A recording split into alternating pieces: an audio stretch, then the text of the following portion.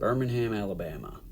In the years following the Civil War, railroad men, land developers, and speculators moved into the Jones Valley to take advantage of the area's rich mineral resources. All the ingredients needed to make iron lay within a 30-mile radius. Seams of iron ore stretched for 25 miles through the Red Mountain, the southeastern boundary of the Jones Valley. Construction of Sloss's new furnace began in June 1881, when ground was broken on a 50-acre site that had been donated by the Ellerton Land Company. Sloss's new Whitwell stoves were the first of their type ever built in Birmingham, and were comparable to similar equipment used in the North. Sloss's new furnaces would be of Southern manufacture. It included 2 blowing engines and 10 boilers, 30 feet long and 46 inches in diameter. In April 1882, the furnaces went into blast. After its first year of operations, the furnace had sold 24,000 tons of iron. Many men lost their lives working in the hellish conditions, including a tyrannical foreman known as James Wormwood, better known as Slag. At least 47 men would meet their end under his command. Some might wonder if those men are still here, just working, wandering the grounds, including the Colonel himself, James W. Sloss. The question remains, this is why we're here, but you can decide for yourself. This is our walkthrough investigation of the Sloss Furnaces.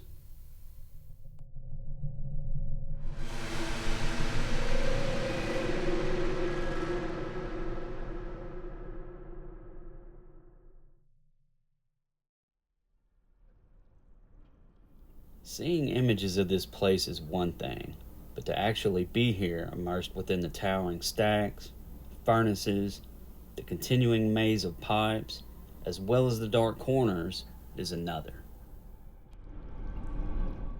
It feels like you're being watched from 360 degrees.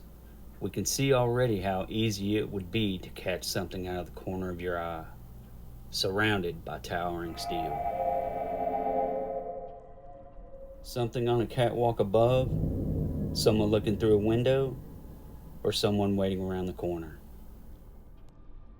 We start our walkthrough with an EMF detector, or electromagnetic field detector. This just measures high electromagnetic fields. High EMF that cannot be explained is believed that it could be associated with the presence of the paranormal. For an example, here in the powerhouse you can see that the high EMF readings are coming from the electrical panels and the electrical boxes. For the rest of the structures and buildings, the EMF has a normal baseline reading. The spikes we receive from here on, we cannot explain.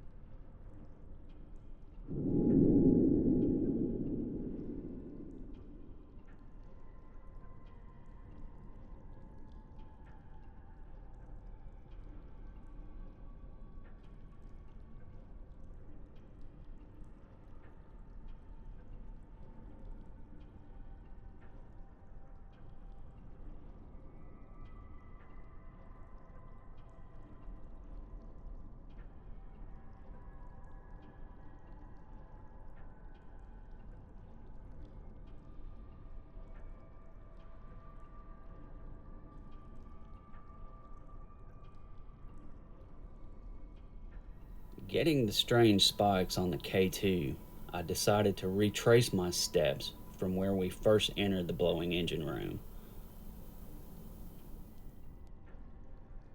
As you can see, those spikes are no longer present.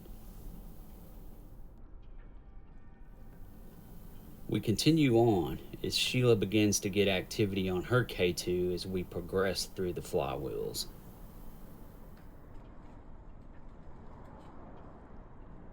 Here we go. In this spot, Sheila's getting some pretty good spikes on her K2 as she attempts to make contact with whatever's present. Somebody here tug on my shirt.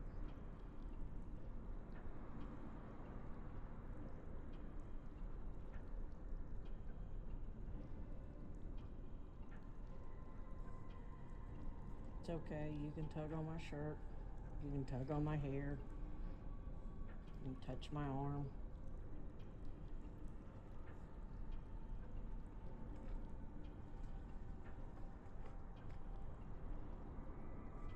There's no electricity in here either, is there? I don't know. Because something just touched my necklace.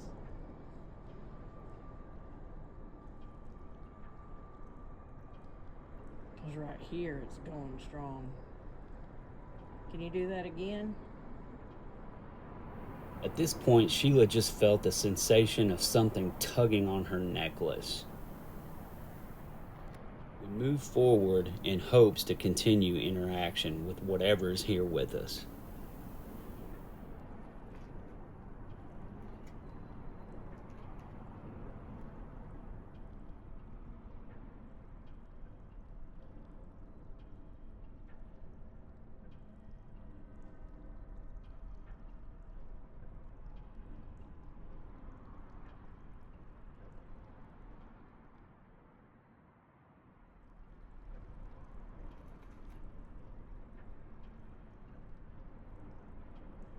Press on here, let's see if you follow us. Or if there's anybody else here, feel free to tug on my t-shirt, my bag, pull on my hair,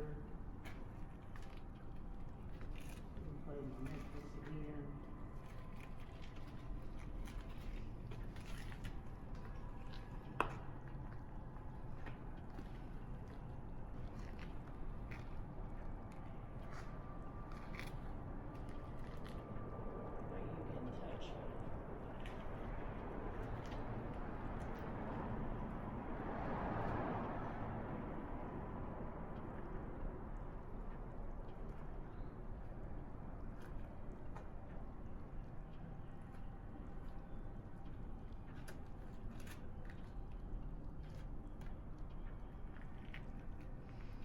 So just flickers every now and then.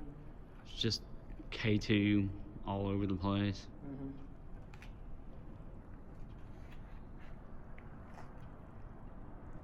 I'm stopping every 2 minutes. It's hard to imagine seeing this place in working conditions, with all the noise, heat, low visibility, moving machinery, and noxious gases. Any wrong move in here could mean maiming or death. Are you somebody that got killed on the job?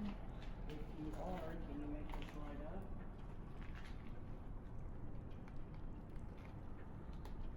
It flickers.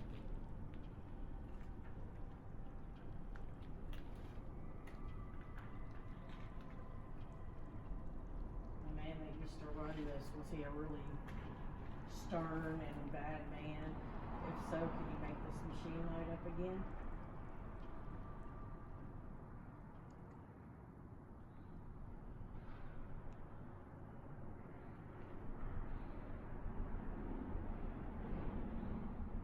You make this machine light up, makes pretty lights.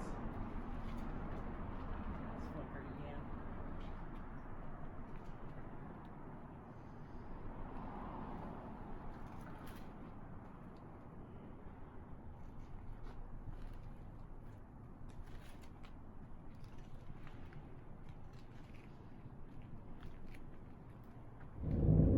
These flywheels spun at a high rate of speed, creating a suction of their own.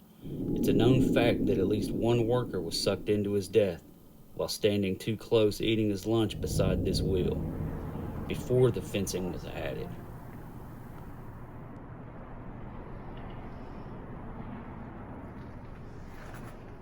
You just want to talk. No harm. Just like to know if some of the workers are still here, working their little lives away.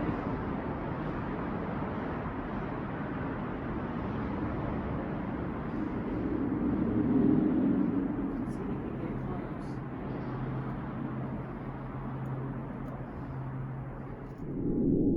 As we made our way out of the blowing engine building, we walked past the turbo blowers that were installed in the late 1940s.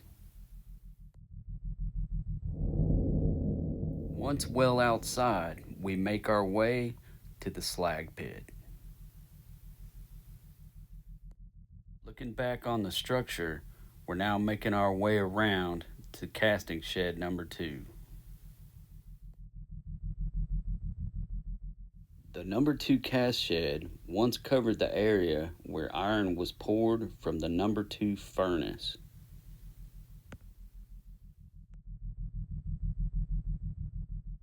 Now approach the ladle car. The ladle car, full of molten iron, was pulled to the pit caster, and the ladle was tilted to pour out the iron. A system of runners carried the iron to the conveyor belt of molds. As the moving molds passed under the stream of iron, they were filled and sprayed with water. When the conveyor reached the end of its run and the molds turned over, the now solid pigs of iron fell out into the waiting rail cars. The stock tunnel is approximately 250 yards long and served both furnaces. Chutes in the tunnel would open and ingredients would fall onto a scale car, which would weigh the materials and load the skip buckets located on the skip hoist.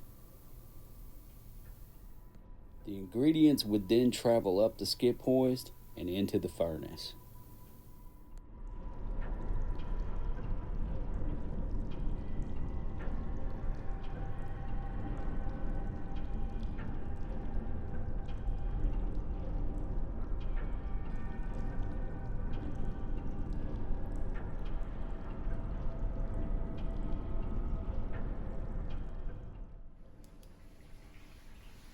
Is there anybody here with us down here? This is the first time we've been in this tunnel, and we'd love to know if somebody's here. The closer you get to this box, it'll light up and let us know you're next to us.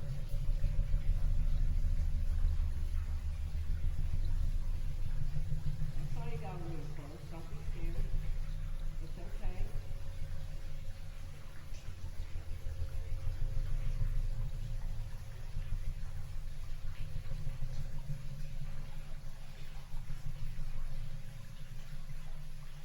Are you one of the workers that died here?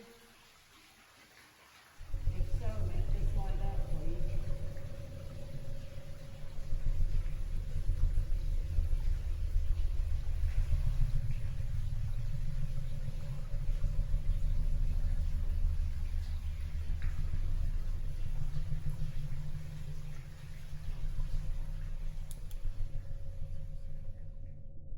Before leaving the tunnels, Sheila snapped a couple pictures with her cell phone, and it looks like there's some kind of mist forming out of one of the old pumps left behind.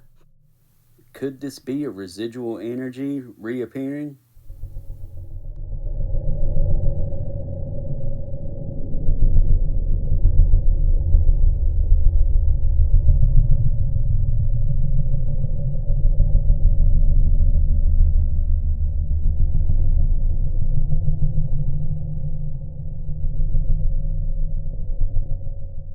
Being here and seeing this place in its entirety is like going back in time.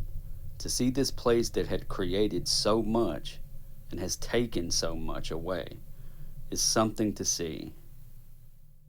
It's definitely a true reminder of the sacrifices made to secure a greater future. Ghosts or no ghosts, it's important not to forget the past. Learn from it, respect it, and believe that the men and women who built this great country did not leave it in vain or to be forgotten.